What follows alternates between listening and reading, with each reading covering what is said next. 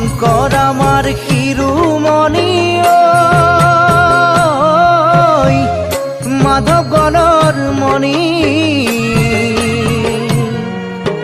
দুয়োজনা গুৰুৰে বাণী হৰি নামৰ ধ্বনি ভক্তি ৰসে বোৱাই দিলে অমৃতৰ নদী